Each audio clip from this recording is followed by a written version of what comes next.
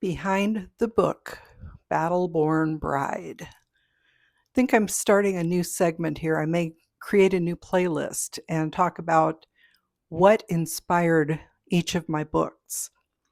And I'm starting with Battle-Born Bride because that's the one I'm working on right now. I've spent another full day uh, cleaning up and smoothing out the story because the book will be going to my editors next week. So, as I've been working, I was thinking back about the inspiration for this book.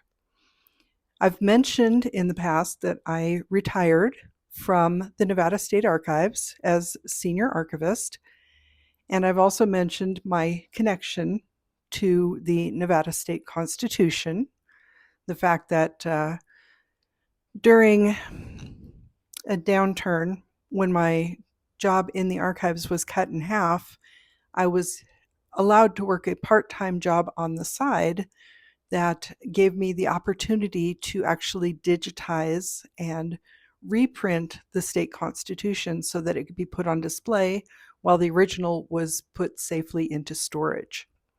So I have a very strong affinity for the Nevada State Constitution and Nevada history now because I grew up in California, as I've also mentioned, but there's a lot more detailed history, I guess, about California going back a much further time than there is for Nevada. Nevada came about as a territory, actually started out as Utah Territory, and some of the very early records that were held at the Nevada State Archives were actually Utah Territorial records. Those records had also been digitized and they're stored in Utah as well, so that both states have a copy of them. But that's not like the history of California, where it goes back to Spanish conquest and all of that for hundreds of years. Nevada has less than 200 years of history in the state archives. The state archives is a unique institution, as are most archives, because each archives collects different items. And the Nevada State Archives is tasked with maintaining the history of Nevada state government. So I was very deeply involved in preserving that history and helping researchers find the appropriate documents they needed to answer their questions, whether they be state agencies looking for information that would help them build their next budget, or if they were people like myself who are writing a book and wanted some background that would give them the appropriate information they needed to have an accurate portrayal of the time period they're writing about. So all of that came together as I was working there. I spent 17 and a half years at the archives, and very early in my career there, I didn't have a lot to do because when I was first hired on, I was replacing someone who did not really have an interest in history, and she was not able to do the research necessary to answer questions on her own. She basically, it was a job for her, which I understand. I've had many of those myself. But I took it very seriously, and I quickly began diving deep into the records that were held at the Nevada State Archives and worked my way up. And I've told that story before, but going back to the Nevada State Constitution and Battle-Born Bride, I realized very quickly that there is not really a lot of history of the founding of the state of Nevada, the year of statehood, that has been written up and is available for the public. And I wanted to write something that would be entertaining. So the original idea was for me to sit down and write a historical romance called Battle-Born Bride that would deal with a couple who end up meeting here as the lead up to statehood is happening and during the Constitutional Convention and all that, with the excuse that the story would be a way to provide people the history of the area without boring them to tears, hopefully, because I've read my share of dry historic books that really, that was one of the reasons I hated history in high school. But I feel that people are doing a much better job of portraying history in a way that makes it more relatable to the general public, and that's what I was hoping my book would be. As I started working on Battleborn Bride, which was probably several years ago now, I realized that what I really needed to do was switch it from an actual romance to a young adult historical, because my hope is that the book will appeal to an audience, not necessarily just young adults, but anyone who is interested in learning the history of Nevada statehood and hopefully enjoying a tale of a specific character along the way. So there will still be a bit of romance involved in the story because I can't seem to not write romance, but the story has become one that will be told from the point of view of one main character. Her name is Sarah Jane Avery, and a series of events brings her to Nevada Territory in 1863, sets off a chain reaction, and it's basically her dealing with the trauma of the reason that she ended up in Nevada Territory. And as she's dealing with that, she's also learning to, I don't know, navigate the world, because Sarah Jane is 17 when she comes to Nevada Territory. And she's learning to navigate the world as a young adult in a very trying situation. And she's not really interested in a lot of what's happening around her at first due to the trauma that she has experienced, but things start to catch her interest because she realizes that she can either curl up and hide, or she can try to find a life for herself. And she is a very strong-willed young woman, so she decides to try to create a new life out here in the territory. And the reason I'm calling it Battleborn Bride is that she is finding herself at the same time that Nevada is finding itself as a state. So the two are very interconnected, the character of the book and the territory that is turning into a state. They're both being affected by things that are happening in the East, the events of the Civil War, the beliefs of the people in the area. They're affected by the beliefs of the people in the neighboring state of California that moved back here to when the gold rush played out, and they moved here to Nevada Territory to try to mine on the Comstock lode. So a lot of different events are happening around the area that are affecting Sarah Jane as she's making her way through the story. So I'm very excited to share this with people.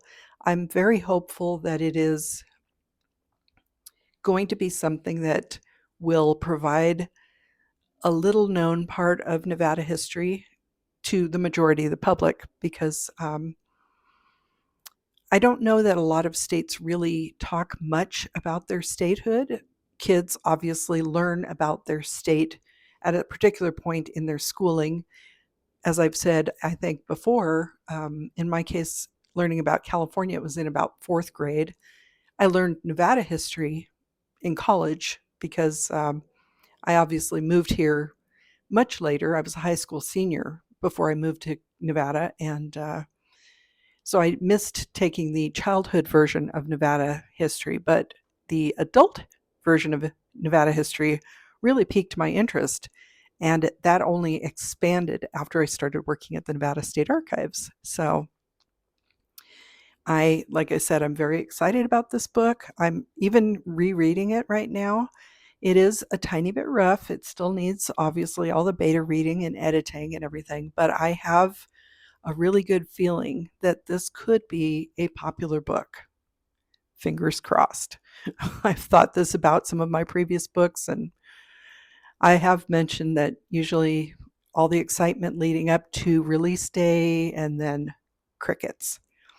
But I do plan to promote the heck out of this book, and I have already made steps to do that by setting up my first solo book release event, because JT did have one at Common Coffee for Finding Salvation back in November. No, No, it was back in March. I'm getting my books confused. It was March. It was St. Patrick's Day. He released it on St. Patrick's Day, and we had a book release event at Comma Coffee. In my case, I'm having a launch party at the Riverside Gallery in Reno through the Sierra Arts Foundation. I already have the date set for October, and I have plans as to what I will be doing during that launch party. JT, basically, it was more like our normal book signings where we just kind of had some books and we sat at the table as people walked by. My plan is to actually do a presentation about Battleborn Bride and maybe talk a little bit about Nevada state history. I'm not sure if I'm going to go so far as to create a presentation like a PowerPoint or a video or something, but definitely going to be boring people with my knowledge of Nevada history. Not that I know everything, and that's part of the fun, is that I am discovering more about Nevada history as I am writing the book. For example, one of the things I learned about Mark Twain, which plays a very pivotal part of the story, and it really fits in well with the character of Sarah Jane and what brought her to Nevada, that I learned as I was researching for Battleborn Bride. So it's all coming together in such a way that I really feel very good about how this book is turning out. And I'm hoping that others will feel good about it when it's released. There have been books that, historical books that come out that people really, really enjoy. I don't know if I will achieve the level of really, really enjoyed, but I'll be happy if even a few people really enjoy it and start recommending it to other people. I will say, though, and I'm taking a little bit of a detour from Battleborn Bride for the moment, for some reason, Passion Restored, Restless Spirits Book 1, has actually kind of taken off, at least for me, in the last month. I sold, I think it was 8 paperback copies in April and 1 so far in May, which is really interesting because I believe they were all ordered from Amazon, and I do have it as an ebook for 99 cents. So I'm definitely not complaining. I'm excited about it. And I'm hopeful that when I release Restless Spirits Book 2, that will also start to pick up so that more people will read both of the books. And obviously, as I release the successive books in the series, that's why authors write series, is that they're hopeful that the readers will enjoy the characters so much that they will continue to buy the books. So I don't have a series planned for Battleborn Bride just yet. If I do, there are a couple of ways I could take it. There are multiple characters in the story that come from different parts of the U.S. and before they come to Nevada territory.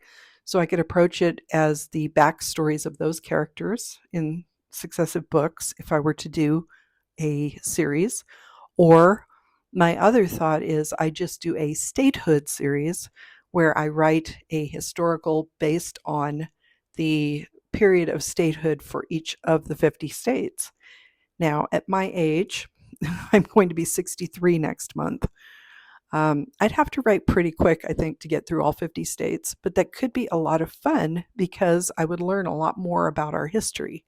And I'm really enjoying the opportunity to do these deep dives into the history of Nevada, and I would love to do a deep dive into the history of California. So if I did turn it into a statehood series, I'm pretty sure book 2 would be California. And I think what I would end up doing is starting the series on the West Coast and then work my way eastward. So kind of backwards from the way the states were admitted to the Union. And that would mean I would have to go to the various states and do research maybe at their archives, which, gosh, that would be horrible. You could tell I would hate that. But I think that could be a really fun project. And I don't know if I'll actually get there or not because I do still want to finish my Restless Spirit series and I have other series planned as well. So we'll see how that goes. But in the meantime, I thought I'd just give you a little bit of background about Battleborn Bride. Like I said, today has gone really well. I think the book is coming along nicely. Still a little rough, but we still have to get through beta reads and editing. And I'll definitely keep you posted as we're progressing toward the October release. The next project to release, obviously, will be Restless Spirits Book 2, which should be coming out next month.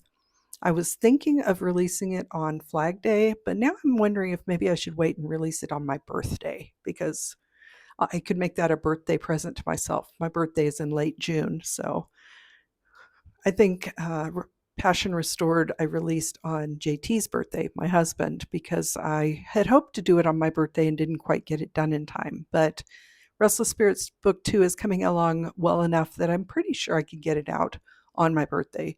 It may be ready by mid-June, but I might wait until later in the month and just make it a birthday thing and then put it on pre-sale first. So that's my background on Battleborn Bride with a few updates on my projects in progress. I hope you enjoyed my discussion and that you'll stick around for more information about the book as it's coming together. And I'll definitely be doing some videos related to the history of Nevada and Carson City later on in the year, because I need to have the time to actually do the appropriate research and go out and film them. That's going to be an interesting challenge because so far my videos for this year have been pretty much me just sitting in front of the camera. So it will be testing my photography and videography skills, but I do like playing with photos and videos, and I do have plans to do other things with my photography in the future because, I don't have enough going on already. But as always, I would like to hope that you have a wonderful day and evening and that you've had a good week so far. Tomorrow is Friday. I will be spending the day with my grandkids, and I'm going to lose another day of editing on Saturday because actually one of my grandkids is going to come to our house for the day, which will be fun, and I don't mind at all. But I'm really going to be getting a lot of quality time with my computer on Monday and Tuesday because that's all I'm going to have left to get this rewritten. And not that I'm doing a huge rewrite, it's mainly polishing what I've already written and adding a little extra detail here and there. So my weekend is going to be very busy. I hope yours is busy or fun or whatever you want it to be. And I will talk to you again tomorrow. I'm Cassidy Carson, and this is the Life of a Writer. Take care.